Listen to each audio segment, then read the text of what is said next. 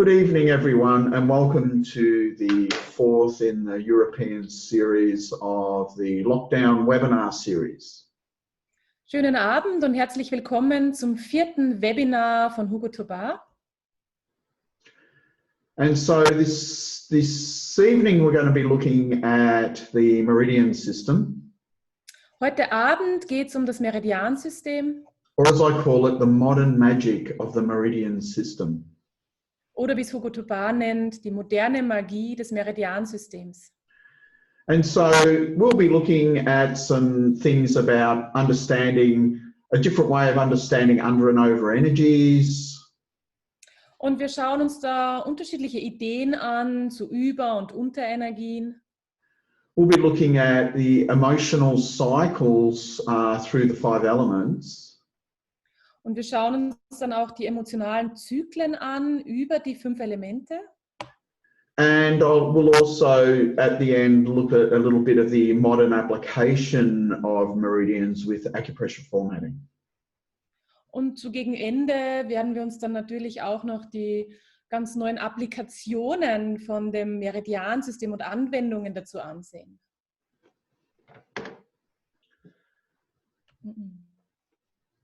So, important things to do, and also we'll be looking at imbalances and things like that. Und natürlich wichtige Balancen noch und Anwendungen eben, die wir uns dann noch näher betrachten. So the I'm not sure you're quite loud. Can you maybe turn the tone down a little bit? It's making noises, or maybe it's me, I don't know.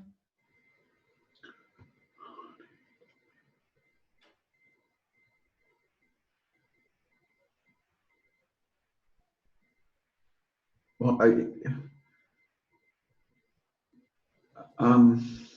is there a problem with my sound? Okay, now that's now better. Yeah, that was probably just the microphone, like, making little noises here. No, I'm using the mic in the camera because the other one was a problem. I haven't. Yeah, now it's good, yeah. All right. Okay, sorry. Where was I? Just on the beginning.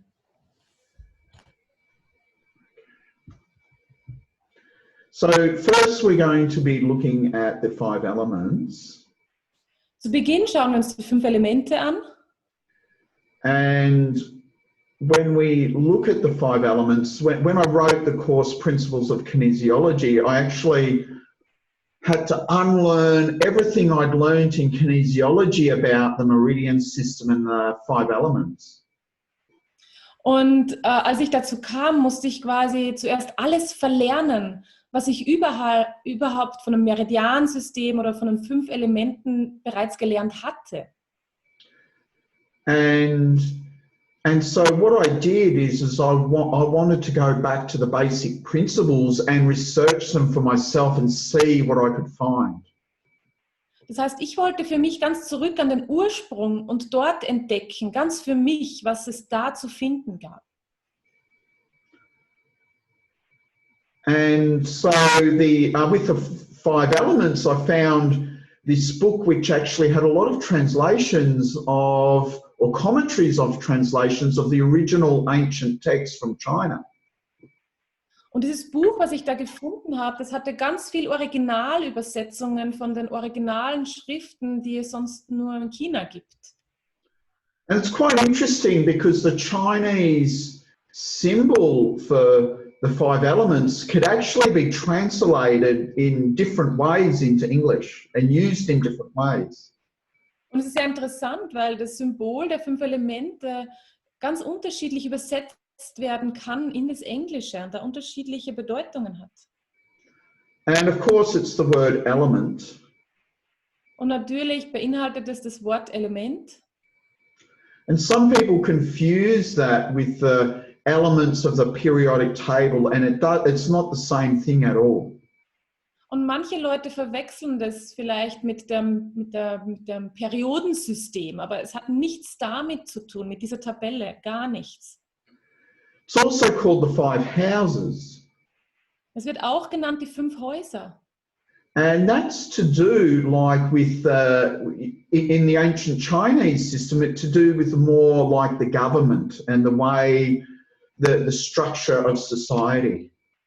Und dieser Name kommt aber mehr mit der Struktur, mit dieser alten Struktur aus China, mit den verschiedenen Regierungen. Ja? You also have, the other word which I found very interesting is quality. Und das andere, was mir sehr gut gefällt als das Wort, als Beschreibung, ist Qualitäten, Qualitäten. And so, you know, they call them the five qualities. Sie werden auch die 5 Qualitäten genannt. So for me, when I think about what we call the five elements, the way I try to understand them or try and convey them is the 5 qualities, that you have 5 distinct qualities. Und wenn ich daran denke, dann versuche ich immer an Qualitäten zu denken. Das heißt an Qualitäten. Es gibt 5 Qualitäten. And they are fire, earth, metal, water and wood, of course. Und die sind natürlich Feuer, Erde, Metall, Wasser und Holz, natürlich. And of course, people who may know applied physiology, Richard Utt developed this kind of 7-element system. Und natürlich diejenigen von euch, die AP kennen von Richard Utt, Applied Physiology, da hat Richard Utt ja ein 7-Qualitätsmodell entwickelt. Mm-hmm. And so with this 7-element system, he split the fire into 2, because you've got 4 meridians in fire and 2 in all the other 4 elements. Und das rührt daher, da er die Feuerqualität oder das Feuerelement in 2 gespalten hat. Weil im Feuer haben wir ja quasi 4 verschiedene Meridiane und die hat er eben in 2 geteilt. Alle anderen beinhalten 2. And then there was the ether element with central and governing vessel, which central and governing vessel, because they're 8 extra meridians, but they also the only 8 extra meridians that actually have acupoints, they kind of sit in both worlds. Und dann hat er eben noch dieses Äther, sogenannte Zentralgefäß und Gouverneursgefäß Meridiansystem als eigenes betrachtet, weil die sich natürlich so in diesen Zwischenwelten aufhalten. Ja, das gehört quasi zu den 8 Extrameridianen, sowohl als auch zu den Hauptmeridianen. And so this led to the development of Richard's 14 meridian system instead of a 12 meridian system with 7 elements. Und das hat dazu geführt, dass Richard Utt eben dieses 14-Meridian-System eingeführt hat, statt nur die 12 Meridiane. Because there's 14 meridians that have acupoints. That's the idea. Weil es natürlich 14 Meridiane gibt, die auch Akupressurpunkte aufweisen. The other thing I found interesting in the ancient Chinese texts were the colors of the meridians. Und das andere, was ich interessant gefunden habe in diesen originalen chinesischen Schriften, waren die Farben der 5 Elemente. That metal and water was different to the traditional model that we learned in kinesiology from, say, Touch for Health or whatever other modality. Und gerade Metall und Wasser unterschieden sich da, die wir normalerweise so kennen von verschiedenen Kinesiologie-Grundkursen, wie zum Beispiel auch Touch for Health. So metal in the ancient text was white, whereas in the modern text it's grey. Und Metall in diesen alten Schriften ist weiß, wohingegen jetzt so in den moderneren Schriften wird es immer als grau dargestellt. And water in the ancient was black and in the modern was blue. Und bei Wasser verhält es sich so, dass in diesen ganz ursprünglichen, früheren Schriften wird es schwarz dargestellt und in den neueren Schriften blau.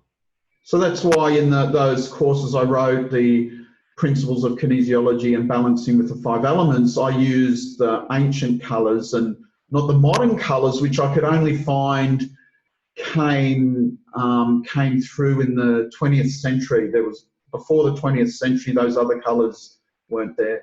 I have never found anything Und deswegen habe ich in meinen Kursen Principles of Kinesiology und Balancing with the Five Elements die alten Farben gewählt aus diesen alten Schriften, weil die neueren Farben konnte ich eigentlich erst spät im 20. Jahrhundert finden. Davor waren die eigentlich nie zu finden. So I also, I mean, I'm not sure exactly where it came from. I think maybe Richard Utt probably was the 5-element navel mode, which is where you put your 5 fingers around the navel to signify the indicator points for each element. Und jetzt will ich euch gerne auch den Nabelmod vorstellen und ich weiß nicht genau, woher der eigentlich kommt, vielleicht auch wieder von Richard Utt, vielleicht aber auch nicht. Und dieser Nabelmod soll quasi dann für die 5 Elemente stehen, als Symbol, als Repräsentanz für jedes Element. And I just convert them into acupoints because I like to make Akupressurformats. Und ich mag sie gerne übersetzen in Akupressurformate, weil ich gerne mit Formaten arbeite. And you can see there on this picture the indicator points, you know, CV9 for fire, kidney 16 left for earth, and 15 left for metal, and so forth.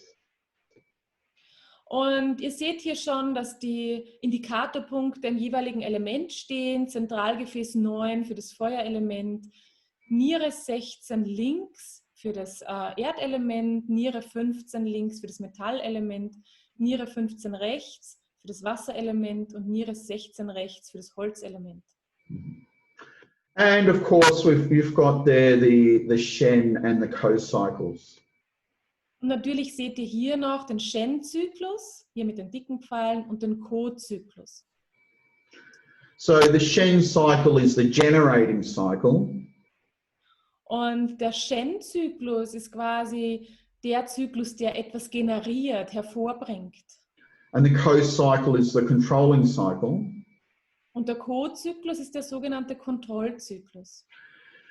And so the generating cycle is, when I was reading, one book I used a lot when I was doing a lot of the reading was the book by Giovanni Macchioccia on the fundamentals of Chinese medicine. Und ich habe da sehr viel darüber gelesen, gerade in dem Buch von Giovanni Macchioccia, in dem Grundelemente der chinesischen Medizin oder Grundlagen der chinesischen Medizin heißt es, gibt es auch auf Deutsch. And, you know, and he actually said when you're working with tonifying and sedation, you use the Shen cycle.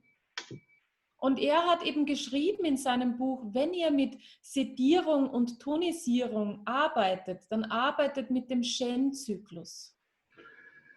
And also he had some other cycles in there where when the energy of the 5 elements is in a pathological state. Und in seinem Buch beschreibt er auch noch andere Zyklen, gerade wenn die 5 Elemente sich dann quasi in einem pathologischen Zustand befinden. These 2 cycles you see here are the cycles of the 5 elements when the energy is in balance. Und diese beiden Zyklen, die ihr hier seht auf der Folie, das wären die beiden Zyklen, die die 5 Elemente betreffen, wenn diese in Balance sich befinden. Now, something that I always like to work with when I'm working with, in just about all the work, I think it's really important to look at the different imbalance states that are possible.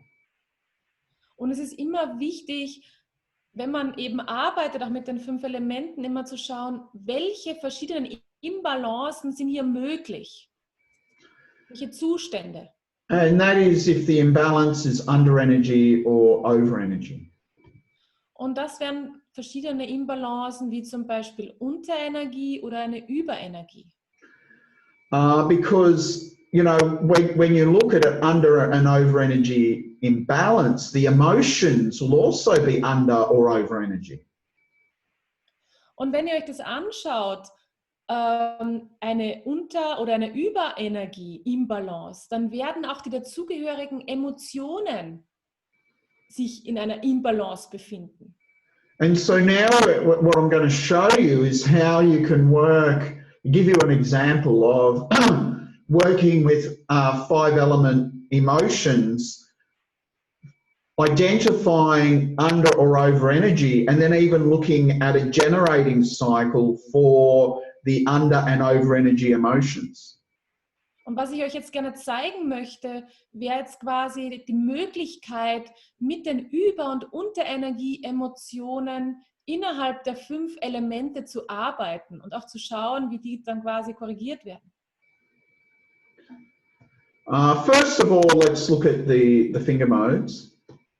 Zuerst schauen wir uns die Fingermodes an. I think from Applied Physiology, 5-element, this is the Meridian mode light touch, which is the one used there, which is the one I use. Und hier, das ist der Mode, den Hugo verwendet. 5-Elemente-Mode ist Meridian-Mode mit leichtem Druck, steht für 5 Elemente. And then if we use the 5-element mode and emotion mode together, we can then work with emotions. Und wenn wir dann den 5-Elemente-Mode gemeinsam mit dem Emotionsmode verwenden, dann können wir mit den Emotionen arbeiten. So here's these are I just selected one example of 5-element emotions for each element. And of course you can apply this principle to all the emotions or any emotional system that you work with the 5 elements. Und ich habe mir jetzt eben, um das euch zu präsentieren, immer nur eine Emotion rausgesucht für ein Element, um das einfach mal als Demo euch zu zeigen. Natürlich könnt ihr das dann auch mit allen anderen Emotionen genau mit diesem Prinzip hier anwenden. So you have you know, and always when I think of when you're working with emotions, it's more than just emotion. It's also mental states. For me, I think of it more as like a behavior, the way people behave in certain situations. Aber natürlich geht es bei den Emotionen auch, und ich denke da mehr an ein Verhalten sogar. Das ist nicht nur einfach ein mentaler Zustand, so eine Emotion, sondern auch, wie verhalte ich mich? Okay, so fire, like one of the emotions is love. Und beim Feuerelement, eins der Emotionen ist Liebe. So that's the balanced state. So there's always the balanced emotional behavior, under energy emotional behavior, and over energy emotional behavior.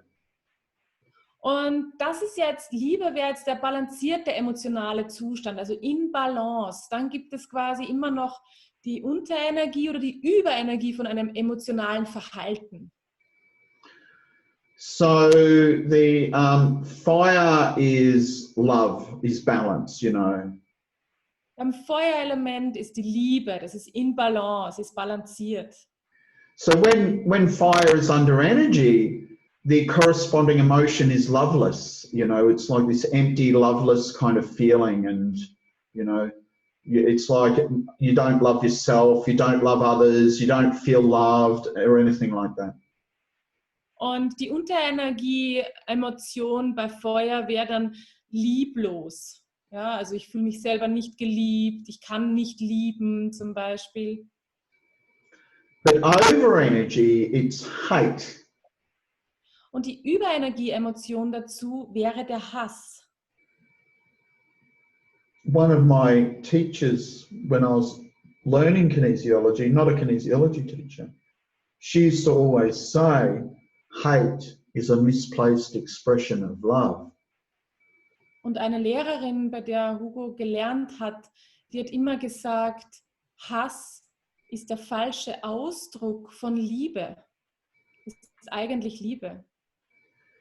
So Earth is about having healthy boundaries. Erde, dabei geht es um gesunde Grenzen. And when it's under energy, it's like you can't set your own boundaries. It's like, you know, having your own personal boundaries and, you know, being able to keep your space and, you know, respect yourself. Und die Unterenergie-Emotion wäre dazu, die eigenen Grenzen nicht setzen können, mich selbst nicht respektieren können, nicht für meinen Rahmen, Rahmen eben sorgen zu können. So under energy is you can't set your own boundaries. It's like you can't, you know, it's like you're a bit of a doormat. So like when Earth is under energy, is like it's like you've got no boundaries and people invade that, you know, you just, and you often feel taken advantage of. Die Unterenergie wäre dann auch wie so ein Fußabstreifer zu sein. Ja? Also man hat immer so das Gefühl, die anderen nutzen einen aus, ja? Die übervorteilen einen. And over energy is about invading other people's boundaries, when you're just like really like, you know, you invade other people's boundaries and, you know, like spread your energy everywhere. Und die Überenergie-Emotion dazu zum Erdelement wäre, die Grenzen der anderen zu überschreiten, einfach die zu überrennen, seine eigene Energie überall hin zu platzieren. Metal is about friendship. Metall, da geht es um Freundschaft. You know, and clearly, you know, metal is about, the metal quality is about socialization, community, friends, family, and like this. Und da geht es ganz im Speziellen so um Gemeinschaft, um Zugehörigkeit, Familie, verschiedene Gruppenzugehörigkeiten, Peergruppen. So under energy in metal is very lonely. It's like you find yourself in situations where you don't have any social connections. Und die Unterenergie dazu wäre Einsamkeit, sehr einsam zu sein, wenig bis keine sozialen Verbindungen zu haben. And over energy, it's about manipulative friendships when you connect with people because you know, it's the person who's like, when they meet someone, their first thought is, what can I get out of you? You know, what advantage is there for me? Und die Überenergie-Emotion dazu wäre, emotional dominant zu sein, quasi, welchen Vorteil kann ich aus dir schlagen, ja? Wenn ich die Beziehung mit dir eingehe, welchen Vorteil kann ich daraus gewinnen? Okay, so water is emotions. Beim Wasser, da geht es um die Emotionen.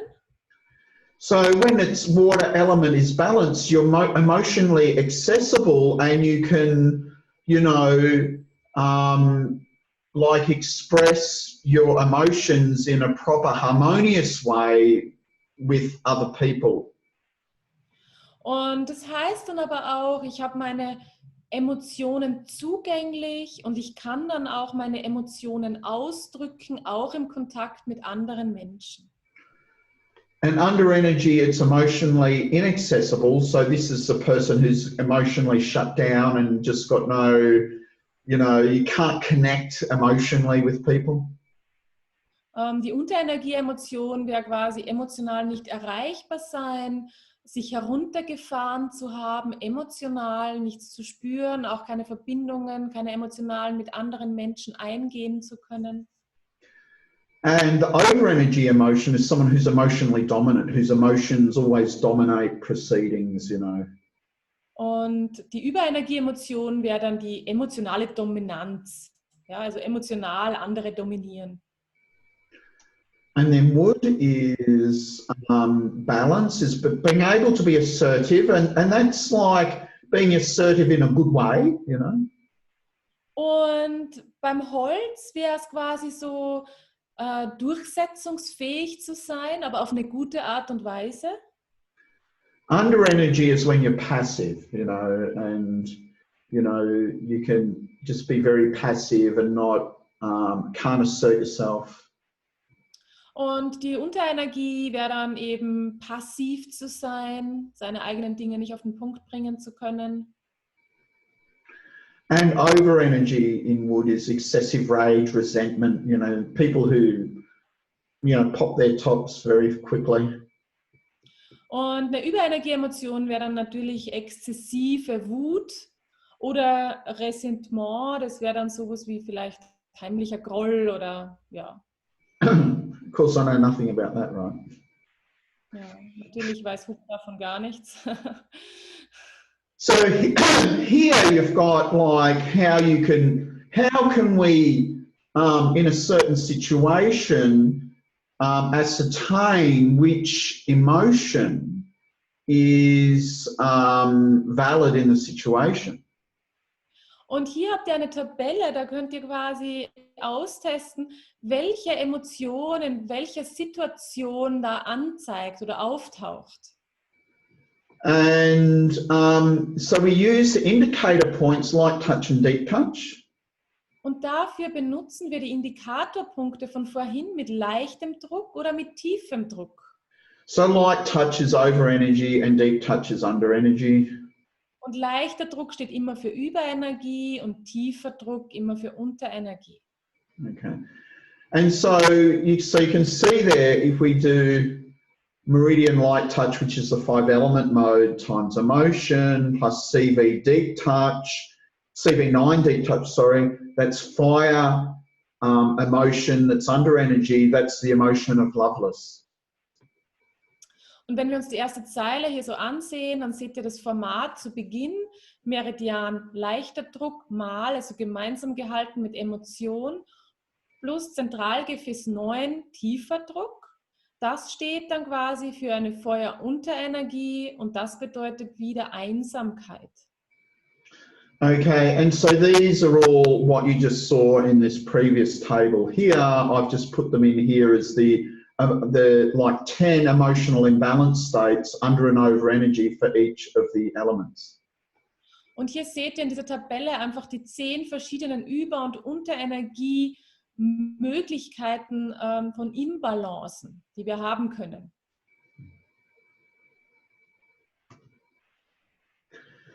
So the other thing that I was interested in, and when I was putting this webinar together, is, you know, always want to have something a little bit different and give you something that you can maybe use in your clinic and not necessarily be an NK practitioner. Und als ich dieses Webinar eben zusammengestellt habe, wollte ich euch nochmal was ganz Spezielles, Neues auch geben, was auch diejenigen von euch gut verwenden können, die jetzt keine NK-Kinesiologen sind oder Practitioner sind. And so this would be looking at the Shen cycle of the over energy emotions and the under energy emotions. Und das wäre jetzt, wenn wir den Schenk-Zyklus betrachten, der Überenergie-Emotionen und Unterenergie-Emotionen. So starting with fire. Und wenn wir uns jetzt die Überenergien anschauen und mit Feuer starten. So over energy, fire was hate, and in the Shen cycle, fire feeds or generates earth. Und die Feuer-Überenergie war Hass. Und Feuer nährt quasi die Erde.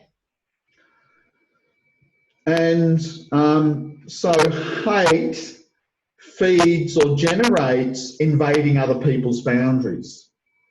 Und das heißt nichts anderes als Hass nährt quasi die Grenzen oder durchschreitet die Grenzen der anderen, überschreitet die Grenzen der anderen. So if you're feeling hatred, that'll feed you or generate the urge to invade other people's boundaries. Und wenn ihr eben diesen Hass spürt, dann kann das dazu führen, dass ihr den Impuls habt, die Grenzen anderer zu überschreiten oder überschreiten zu wollen.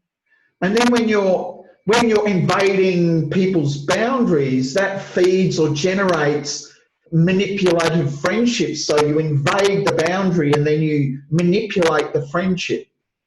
Und es geht dann weiter, wenn wir dann einmal die Grenzen der anderen überschritten haben, dann führt es dann auch wieder dazu, dass wir manipulative Freundschaften herbeiführen oder erzeugen dadurch. And then manipulative friendships feeds or generates emotional dominance. So when you manipulate someone in the friendship, you start dominating emotionally. Und das wiederum führt dazu, dass wir mit manipulativen Freundschaften, bei Freundschaften, wo wir manipulativ einwirken, das kann dann wieder zu einer emotionalen Dominanz führen, dass wir emotional dominieren. And then when you're emotionally dominating, that feeds or generates excessive rage and resentment. Und wenn wir dann emotional dominieren oder dominant sind, dann führt es wieder und nährt wieder die Wut, ja, und den Groll, den innerlichen. And then when you've got excessive rage and resentment, that generates or feeds hatred, and then it starts again. You just keep going around this cycle of over-energy emotions. Und wenn wir dann eben diese exzessive Wut wieder haben oder den Groll, das nährt dann oder kann dann auch wieder den Hass nähern. Und da starten wir dann den Zyklus der Überenergien, der emotionalen Überenergien gerade wieder von vorne. So just stop and think, have you ever been in that, or do you know someone who lives like that? Und ich weiß nicht, wart ihr schon mal in so einem Überenergiezyklus oder kennt ihr jemanden, der sich in so einem Überenergiezyklus vielleicht sogar befindet? So you could look at it, so if you identify that, you can see that's an over-energy emotional Shen cycle. Und wenn ihr das identifizieren könntet, dann könntet ihr auch gleichzeitig sagen, ja, das ist ein Überenergie-Shen-Zyklus. Under-energy emotional Shen cycle. Dann kommen wir zum Unterenergie-Shen-Zyklus. So again, this is now looking at how the under-energy emotions feed and generate the next under-energy emotion. Und da schauen wir uns an, wie eine Unterenergie die nächste Unterenergie generiert oder sogar füttert, ja, generiert. So again, starting with fire. Und wir starten hier wieder mit Feuer. So loveless. Und hier wären wir dabei, sozusagen lieblos. That feeds or generates the inability to set your own boundaries. Und diese Lieblosigkeit kann dazu führen, dass wir unsere eigenen Grenzen nicht ziehen können. And when you can't set your own boundaries, that feeds or generates loneliness. You feel lonely. Und wenn wir unsere eigenen Grenzen nicht ziehen können, kann das zu einer Einsamkeit führen. Du fühlst dich einsam. And when you're lonely, that feeds or generates emotional inaccessibility. Und wenn du vielleicht einsam bist, ja, das führt dann wieder dazu, dass du auch emotional nicht zugänglich bist. In other words, that means you shut down emotionally. In anderen Worten, du fährst dich einfach runter, emotional, du bist emotional nicht erreichbar. And then emotional so if you're shut down emotionally, that feeds or generates you being passive. Und wenn du dann erstmal emotional runtergefahren bist und nicht erreichbar bist emotional, dann führt das wieder zu einer Passivität. And passiveness feeds or generates lovelessness, and so the cycle continues. Und diese Passivität, die füttert dann eigentlich auch wieder diese Lieblosigkeit, dieses auch sich nicht lieben können. So just take a moment and think, have you ever met anyone or been in that state yourself, been in this kind of cycle of emotions, of under-energy emotions? Und nehmt euch doch mal diesen kurzen Moment und denkt darüber nach, ob ihr euch vielleicht schon mal in so einem Unterenergie-Shen-Zyklus befunden habt oder ob ihr vielleicht jemand kennt, der sich in so einem Shen-Zyklus der Unterenergien befindet. So just to make it complete, I also looked at a balanced emotional Shen cycle. Um das Ganze jetzt zu ergänzen und komplett zu machen, hat er natürlich auch noch den balancierten Shen-Zyklus, den emotionalen Shen-Zyklus betrachtet. And so love feeds and generates healthy boundaries. Und Liebe füttert natürlich gesunde Grenzen, unterstützt gesunde Grenzen. And healthy boundaries feeds or generates friendship. Und gesunde Grenzen bewahren zu können, das fördert natürlich auch wieder Freundschaften. And so when you experience a true friendship, that feeds emotional accessibility. You're in touch with your emotions. Und wenn ihr eine schöne Freundschaft erlebt, dann führt das natürlich auch wieder dazu, dass wir emotional erreichbar sind. And emotional accessibility feeds or generates assertiveness. Like you can assert yourself when you need to in an appropriate way. You know, it should be appropriate when it's balanced. Und diese emotionale Erreichbarkeit, die führt auch wieder natürlich dazu, dass wir durchsetzungsfähig sein können. Natürlich dann durchsetzungsfähig sein können, wenn es angebracht ist. And, you know, the assertiveness feeds or generates love. Und die Durchsetzungsfähigkeit auch wieder, die kann auch wieder zu dieser Liebe führen. So when I wrote these 3 cycles just for this webinar. Und ich habe diese 3 Zyklen jetzt nur für dieses Webinar geschrieben. So it's something completely new for me anyway. I don't know if someone else has done it before, but whatever. Und für mich ist es jetzt ganz neu. Ich weiß nicht, ob von euch sich jemand schon mal damit beschäftigt hat, mit diesen Zyklen. So but when I look at them, I can see when I've done, you know, under energy emotional Shen cycle, and I can see when I've done over energy emotional Shen cycle. Unfortunately, the balance state, I find it hard to see when I've actually done that. But anyway. Ja, also oft ist es einfacher, eben sich in einem unbalancierten Zyklus wiederzufinden, vielleicht diesen Unterenergie-Shen-Zyklus oder Überenergie-Shen-Zyklus, immer sich vielleicht leichter in diesem zu finden, als in diesem balancierten Shen-Zyklus, aber wie auch immer.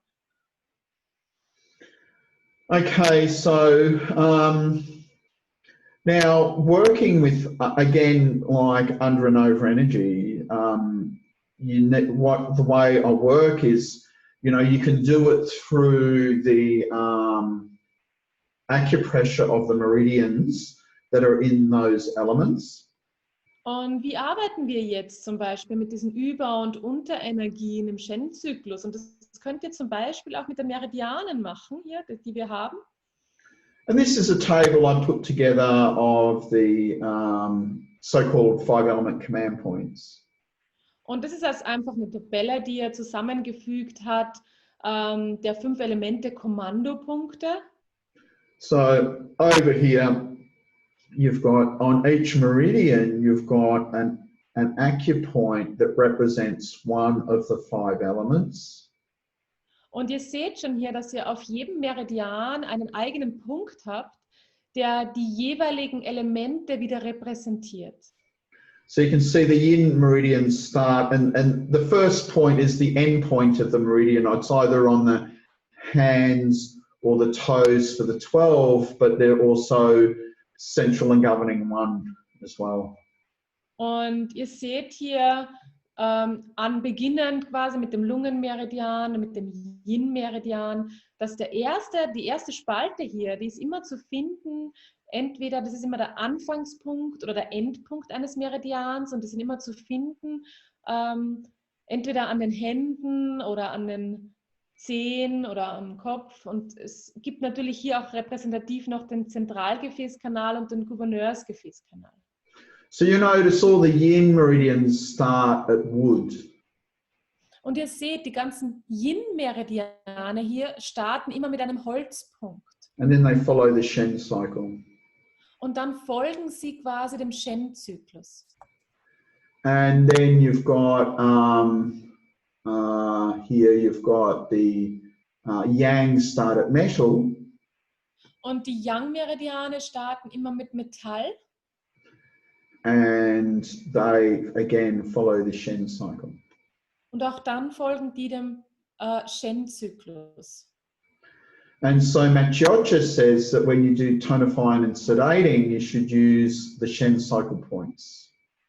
Und Magie sagt, wenn du eben arbeitest mit Tonisierung und Sedierung, dann solltet ihr immer im Shen-Zyklus arbeiten. So for example, when you're using lung, which is a metal, als Beispiel, wenn ihr mit Lunge arbeitet, und da fangen wir hier mit dem Metall hier an, das ist aus dem Metallelement, So you can see lung 8 is the metal point. Und Lunge 8 ist der Metallpunkt. And when our earth feeds or generates metal, so the earth element tonifies metal, so lung 9 can be used to tonify. Und hier seht ihr Lunge 9 und das ist gelb eingefärbt, also es ist das Erdelement. Und hier im Shen-Zyklus ist es ja so, dass quasi die Erde das Metall stärkt oder hervorbringt.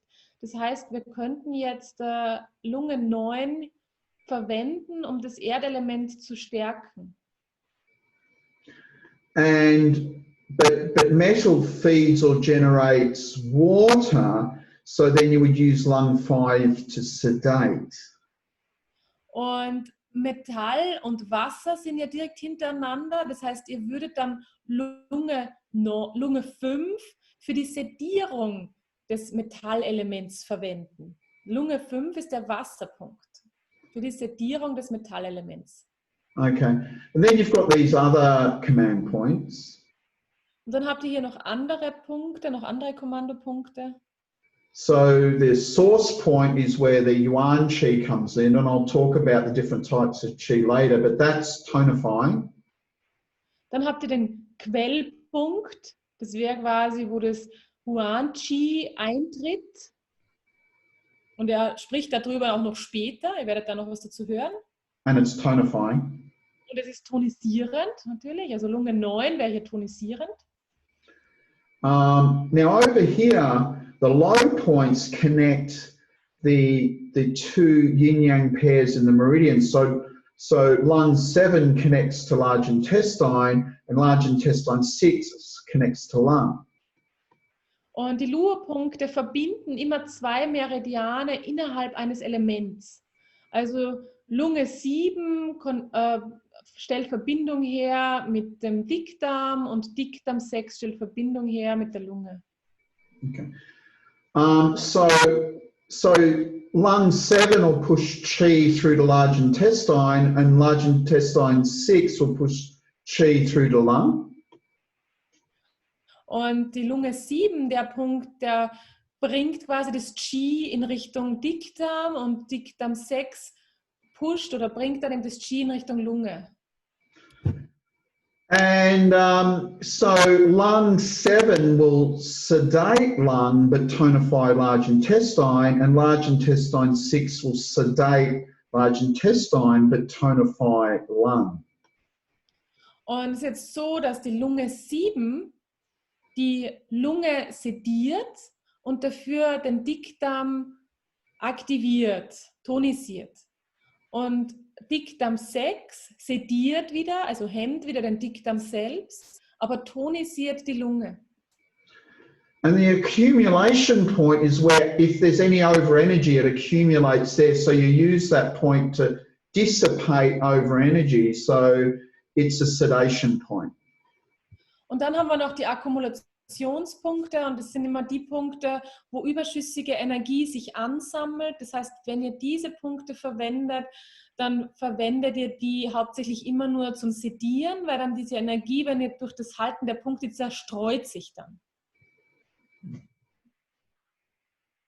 So when you're looking at the emotional acupoint corrections, und wenn ihr euch jetzt die emotionale Akupressurkorrektur ansieht, what happens is that we're going to look at, you know, these are the 5 stages of the Shen cycle. Und da seht ihr hier die 5 verschiedenen Stadien des Shen-Zyklus. So this is the emotions where you've got fire feeds earth. Hier habt ihr die Emotionen, wo Feuer die Erde nährt. Earth feeds metal. Erde füttert oder nährt wieder Metall. Metal feeds water. Metall füttert, nährt Wasser. Water feeds wood. Wasser nährt Holz. And then wood feeds fire. Holz nährt Feuer. So if we look here, if we're going fire feeds earth, we want to have the earth point of the fire meridians and the fire point of the earth meridians. Und wenn wir jetzt Feuer haben, was die Erde nährt, dann wollen wir quasi den Erdpunkt des Feuermeridians und den Feuerpunkt des Erdmeridians. So stomach and spleen are the earth meridians. Magen und Milz-Pankreas gehören zu den Erdelementen, Erdmeridiane. Ja? Yeah. And so you've got the fire points of stomach 41 and spleen 2. Und die Feuerpunkte sind Magen 41 und Milz-Pankreas 2. Spleen 2, stomach 41. Ja, Milz-Pankreas 2 und Magen 41. Hier seht ihr sie. Then if you look at the fire meridians, you've got 4. Und wenn ihr euch die Feuermeridiane anschaut, da habt ihr gleich 4. That's heart, small intestine, pericardium and triple heater. Das ist Herz und Dünndarm und Perikard und dreifache Wärme. So we need the earth point. So we've got heart 7. Das heißt, wir brauchen den Erdpunkt, das ist Herz 7. Small intestine 8. Und Dünndarm 8. Pericardium 7. Perikard 7. And triple heater 10. Und dreifache Wärme 10. And here you see them, pericardium 7, heart 7, small intestine 8, triple heater 10. So these acupoints you can use for any of the Shen emotional cycles if you find the priority balance between the fire and earth. Und hier seht ihr die eben wieder. Hier habt ihr Herz 7, Perikard 7, Dünndarm 8 und dreifache Wärme 10. Alle dem Erdelement zugeordnet. Und hier könnt ihr die verwenden, wenn ihr eine Balance herstellen wollt zwischen dem Erdelement und dem Feuerelement. Then we've got the spleen metal connection. Dann haben wir Milz-Pankreas, die Metallverbindung hier. So the metal points of the earth are stomach 45 and spleen 5. Und die Metallpunkte der Erde sind Magen 45 und Milz-Pankreas 5. So you can see them there. Seht ihr hier die beiden? And in the metal meridians, the earth points are lung 9 and large intestine 11. Und vom Metallmeridian habt ihr Lunge 9 und Dickdarm 11. And so all of these here, you've got the, you know, this is metal water. Und auch hier habt ihr Metall und Wasser. This is water wood. Und hier habt ihr Wasser, Holz. And this is wood fire. Und hier habt ihr Holz, Feuer. And so you can use these for correcting these 3 cycles. Und die könnt ihr verwenden, um genau diese Zyklen, die wir vorher besprochen haben, zu korrigieren. Okay, so if you've got someone in an overenergy emotional Shen cycle, wenn ihr jetzt eine Überenergie quasi habt im Shen-Zyklus, you can oder eine Überenergie, Entschuldigung. You can then test, well, which one do I need the priority for correction? And then you could do, say if it's here, manipulative friendships feeds emotional dominance. Und dann könnt ihr schauen, okay, welcher ist quasi das Hauptproblem? Ja, es ist vielleicht das mittlere, manipulierende Freundschaften, nähren emotionale Dominanz. Was, wenn das zum Beispiel hier anzeigt? Then you could go here and look at these acupoints for correction. Dann könnt ihr eben hier hinkommen und diese Akupressurpunkte halten für die Korrektur. Because it's metal to water. Weil es sich dabei um eine Metall-nach-Wasser-Verbindung handelt. And when I work with acupoints, I like to hold them. I like to feel the energy in them. So you could just go around holding the points, you know. Und ich persönlich bevorzuge einfach das Pulsieren, das Halten der Akupressurpunkte. Das heißt, ihr könnt einfach hergehen und nach der Reihe die Punkte einfach halten, pulsieren.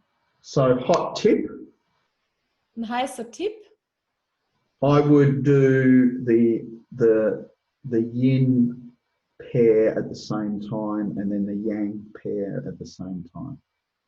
Ich würde immer zuerst das Yin-Paar gemeinsam miteinander halten und pulsieren und dann darauffolgend das Yang-Paar. And I do one side of the body, then the other side, like that. Und ich kümmere mich immer erst um die eine Körperhälfte und dann kümmere ich mich um die andere Körperhälfte. When you have fire involved, Wenn ihr natürlich mit Feuer hier arbeitet, I would do, if I was doing this one here, fire to earth, wenn ich mich um das hier kümmern würde, also Feuer Richtung Erde, I would do spleen 2 and pericardium 7 at the same time. dann würde ich hier Milz Pankreas 2 und Perikard 7 gleichzeitig halten. And if I could do, you could probably do all three at the same time, probably one side and the other. If you can't do spleen 2, pericardium 7, then spleen 2, heart 7. Naja, wenn du vielleicht geschickt bist, kannst du sogar alle 3 Yin-Meridian-Punkte gleichzeitig halten. Also Milz Pankreas 2, Perikard 7 und Herz 7. Aber sonst, wenn das ein Problem ist, dann halte der Milz Pankreas 2 gemeinsam mit Perikard 7 auf einer Körperhälfte, dann auf der anderen und dann halte Milz Pankreas 2 gemeinsam mit Herz 7 und dann auch auf der anderen Körperhälfte. And the Also immer same, mit 2 Kombinationen. yeah, and the same with the yang. Und das Gleiche gilt natürlich für Yang, also hier Magen 41 kombiniert mit Dreifachwärmer 10 und dann mit Dünndarm 8. This is the standard meridian wheel. Gut, dann haben wir hier das Standard-Meridianrad. So just talk a little bit about, I'm just going to talk a little bit about Qi and understanding under and over energy. I've kind of looked at it in different ways. Und jetzt möchte ich einfach so ein bisschen eben über das Meridianrad sprechen, beziehungsweise über Qi. Und da habe ich so verschiedene Betrachtungsweisen. Ich schaue das in unterschiedlicher Art und Weise an. So the meridian wheel shows how energy flows through the meridians, and I define it as Qi flowing through the meridians that all have acupoints, so include central and governing. Und er schaut sich das jetzt einfach mal so an, weil das Qi durch alle Meridiane fließt und er inkludierte auch Zentralgefäß und Gouverneursgefäß, weil auch die haben Akupressurpunkte. And we can use the alarm points to help indicate. Und wir können auch die Alarmpunkte verwenden, um festzustellen, um welchen Meridian es sich gerade handelt. So understanding under energy. So this is just, you know, a different way of understanding it, because sometimes, you know, there's 2 ways you can get to under energy. It's not every under energy is the same. Um Unterenergie verstehen zu können, und es gibt unterschiedliche Arten von Unterenergie, ja, müssen wir uns das einfach mal genauer ansehen, weil nicht jede Unterenergie gleich einer anderen Unterenergie ist. So understanding imagine this container represents the energy state of a meridian. Also denkt einfach mal dran, dass dieses Behältnis, was ich hier aufgezeichnet habe, die Energie eines Meridians enthält. So if it's normal or balanced, it's full. Nice. Also wenn es normal ist oder eben balanciert, ist es voll. But if it's under energy, Aber wenn es sich um eine Unterenergie handelt, it hasn't filled up. dann ist es nicht aufgefüllt worden. Okay.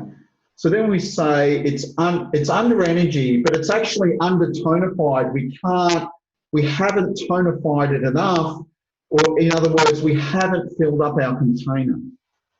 Also wir nennen es dann Unterenergie oder auch es ist nicht tonisiert worden oder wir konnten unseren Container, unser Behältnis nicht auffüllen.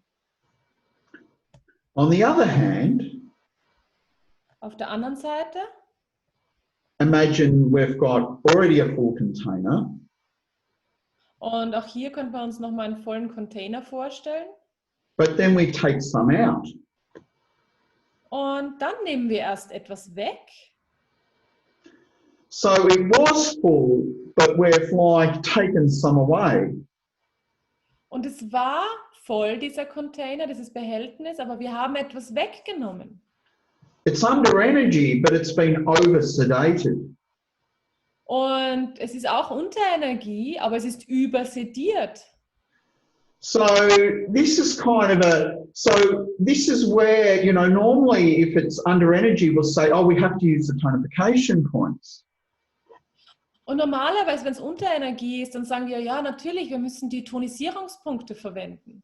So what I'm proposing, though, is if it's actually over-sedated, you would have to use the sedation points to bring the energy back up. Aber was ich jetzt vorschlage, ist natürlich, wenn es übersediert ist, dann muss ich eigentlich die Sedierungspunkte verwenden, um die Energie wieder nach oben zu bringen.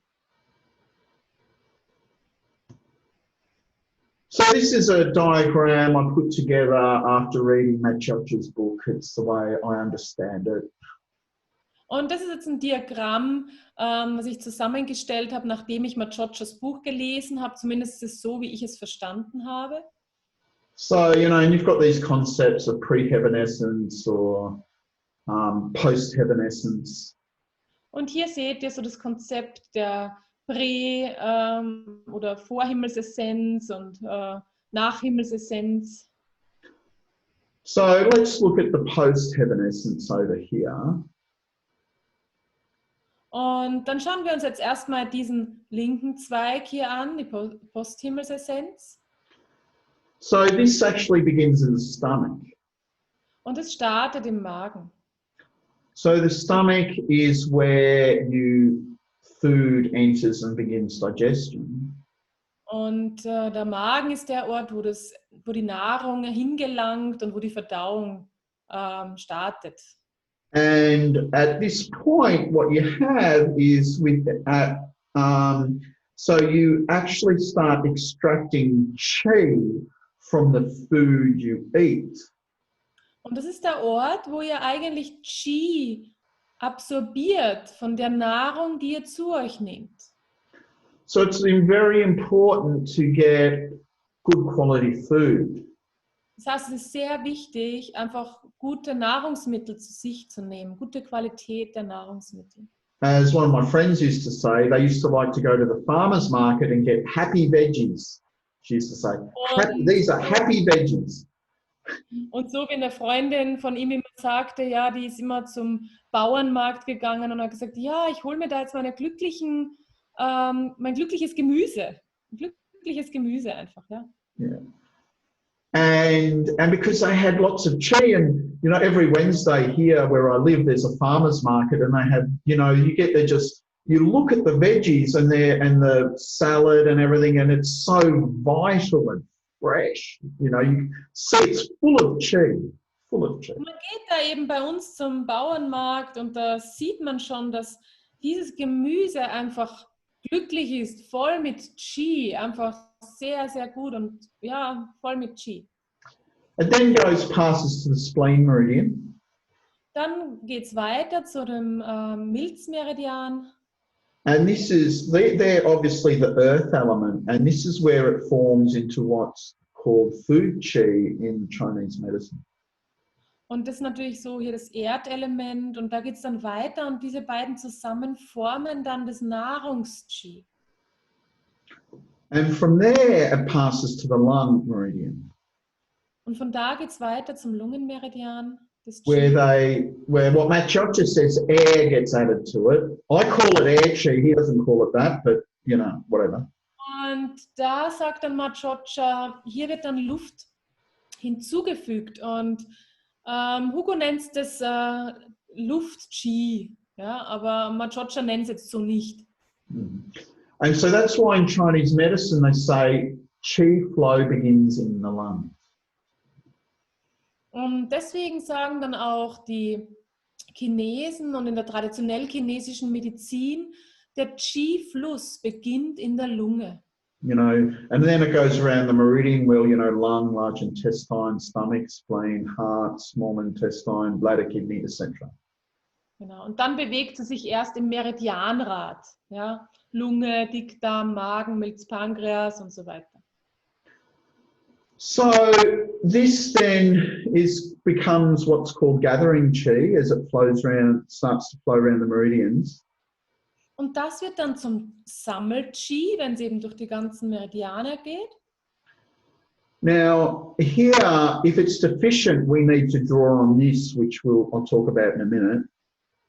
Und wenn das jetzt einen Mangel aufweist, dann muss es da oben auf etwas zurückgreifen. Darüber spreche ich gleich noch.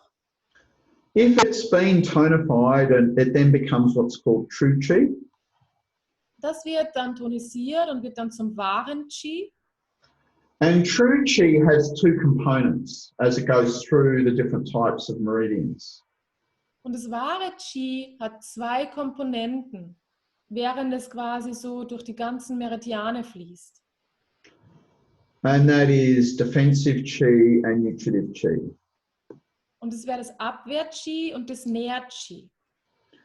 So defensive chi is, they call it that because it's like a defense against the pathogenic factors. Und Abwehr-Chi wird es deswegen genannt, weil es quasi unsere pathogenen Faktoren abwehren soll.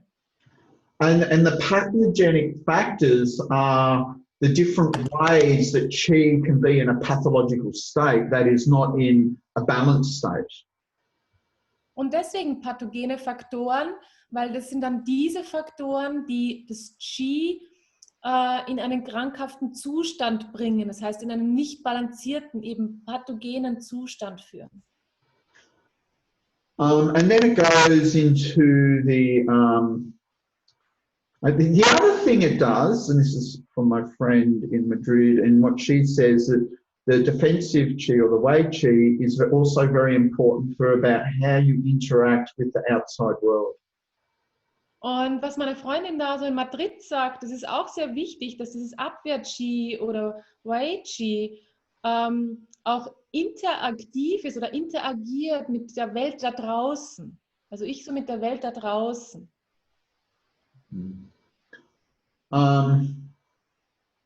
And the defensive chi flows in the muscle meridians, the connecting channels, and the superficial connecting channels or the cutaneous regions.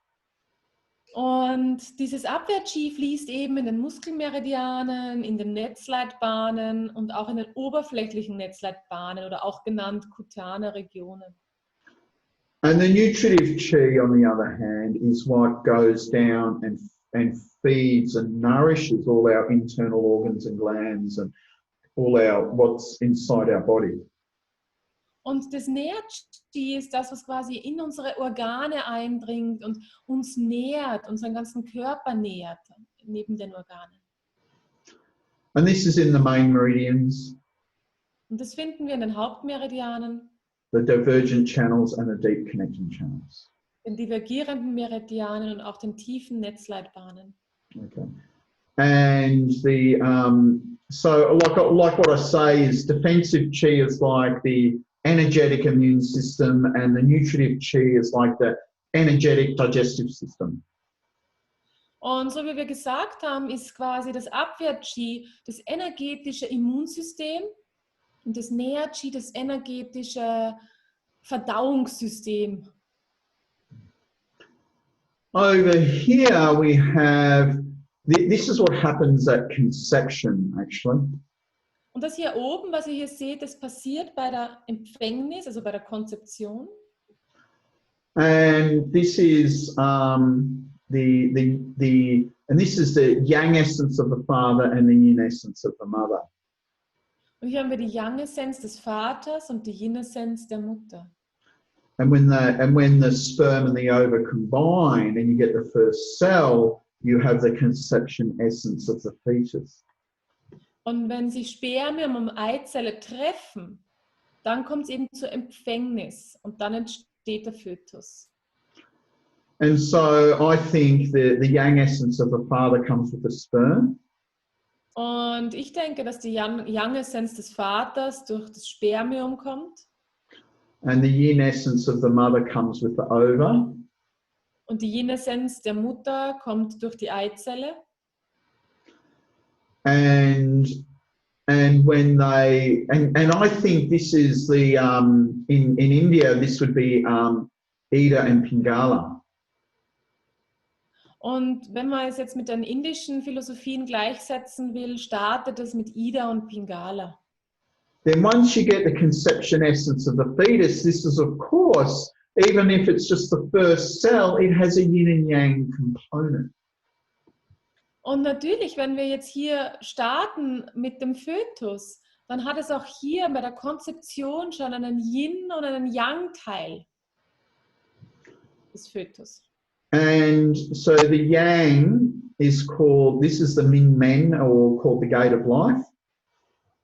Und hier der Yang-Aspekt, der Min-Meng, wird auch genannt das Lebenstor.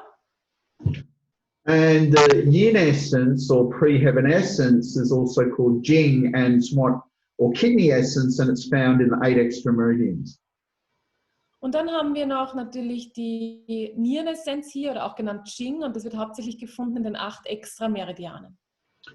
So when your gathering chi is deficient, und wenn jetzt quasi euer Sammel-Qi einen Mangel aufweist, you then tonify it with the original chi or yuan chi, which draws on both these to tonify the chi. Dann könnt ihr das quasi damit tonisieren, ja, also mit dem Ursprungs-Qi an beide Aspekte. So I'll just talk a little bit about what we do in NK with formatting. Und jetzt möchte ich gerne ein bisschen darüber sprechen, was wir in NK machen, auch zum Thema Formatieren. And or as we call these days, originally Richard Utt called it formatting. Und ursprünglich hat ja Richard Utt das ganze Formatieren genannt, und was wir jetzt heutzutage machen. And then everybody had a formatting, and it so then Charles changed the name to Akupressurformatting.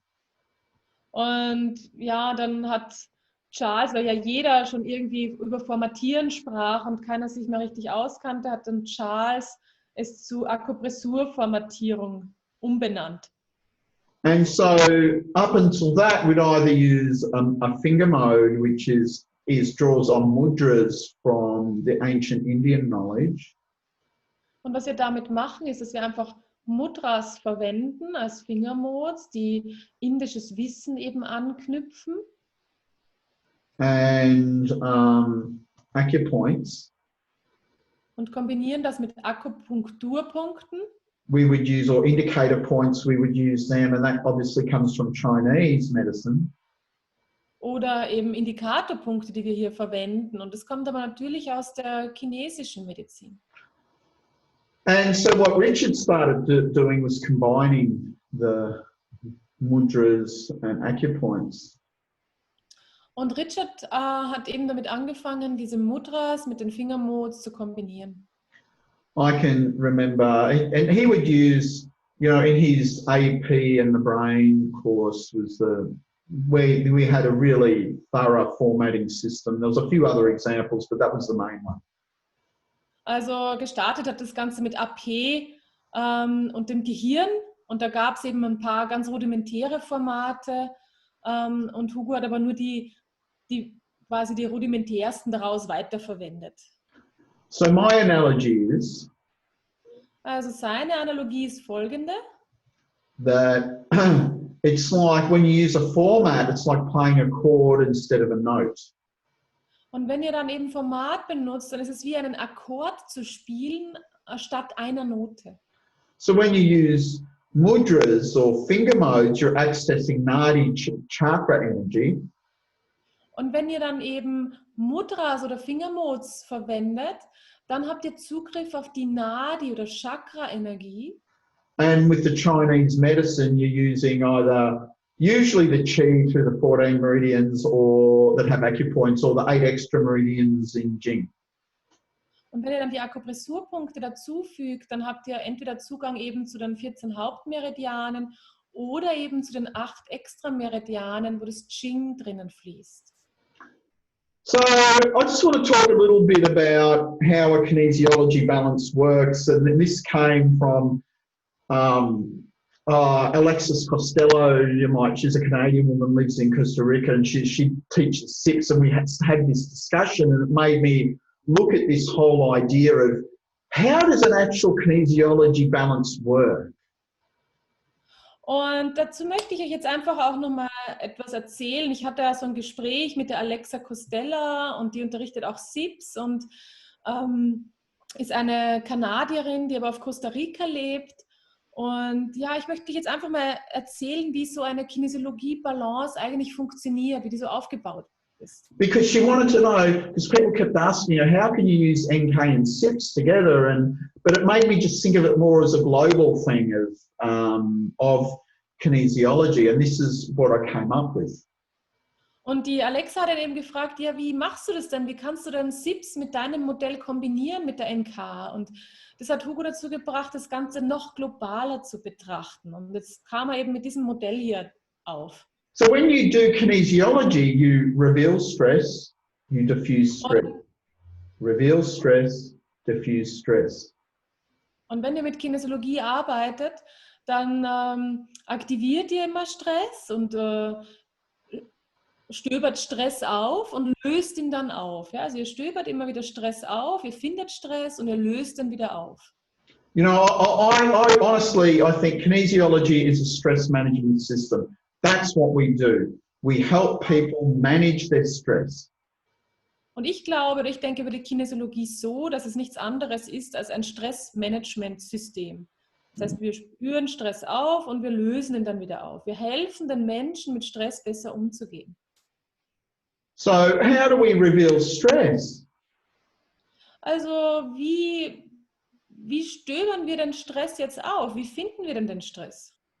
You know, things like muscle tests. When you test a muscle and it tests weak, you're actually showing there's stress in the system. A muscle test reveals stress. Ja, so wie mit dem Muskeltest. Ja? Also man testet einen Muskel und der zeigt einem Stress an. Man kann auch einen Muskel selbst testen. Acupressurformats. Über Akupressurformate.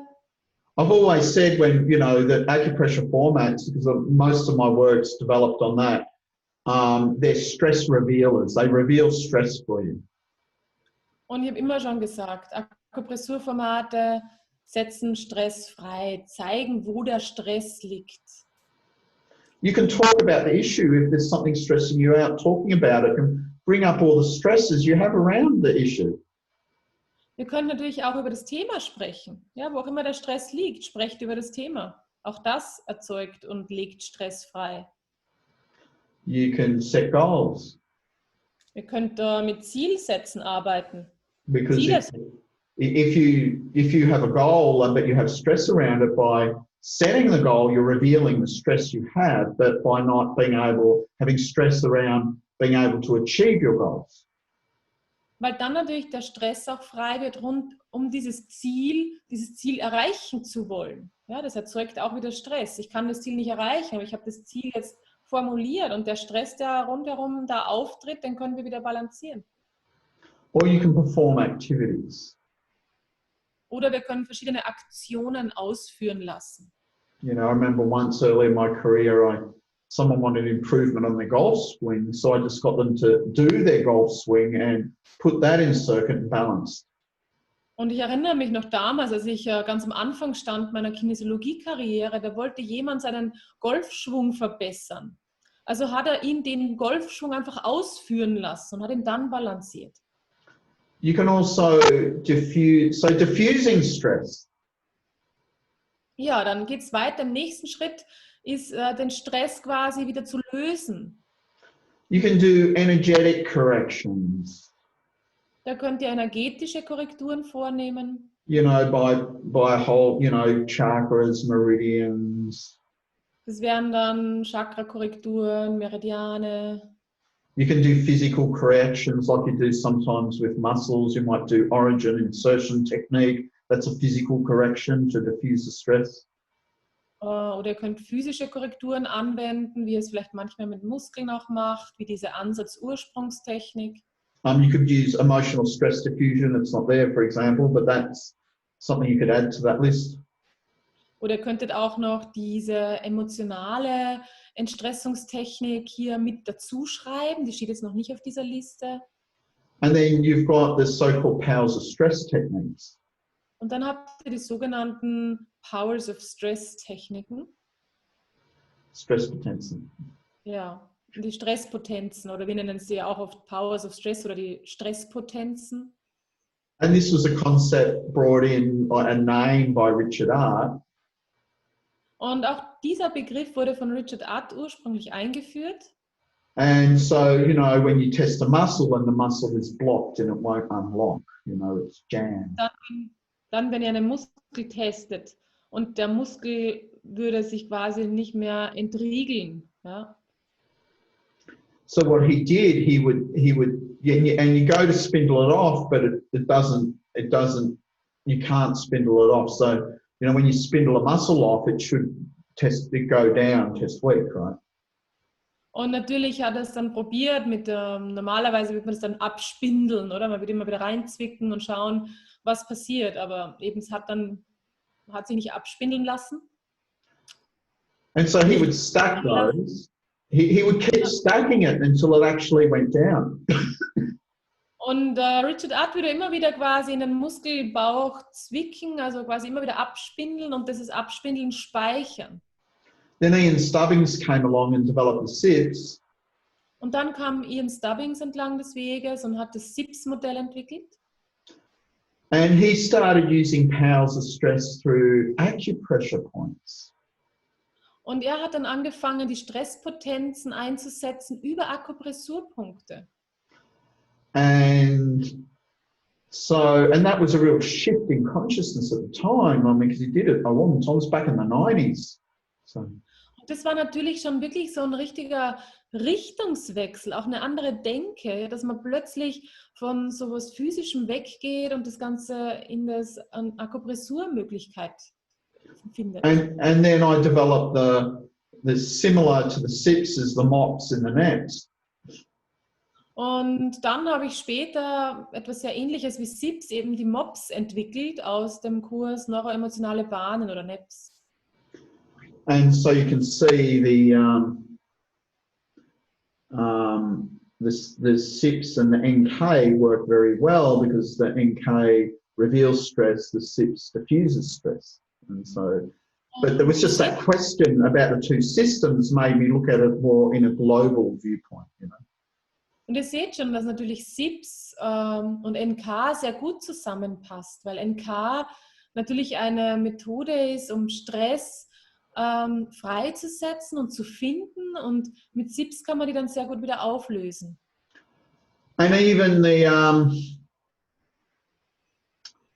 a 14 muscle balance in Touch for Health, you know, muscle test reveals stress and then you do some kind of correction, energetic or physical. Aber auch, man könnte zum Beispiel auch Stress innerhalb der 14 Muskeltests von Touch for Health hier mit den Stresspotenzen oder verschiedenen Möglichkeiten der Stressauflösungsgeschichten hier begegnen.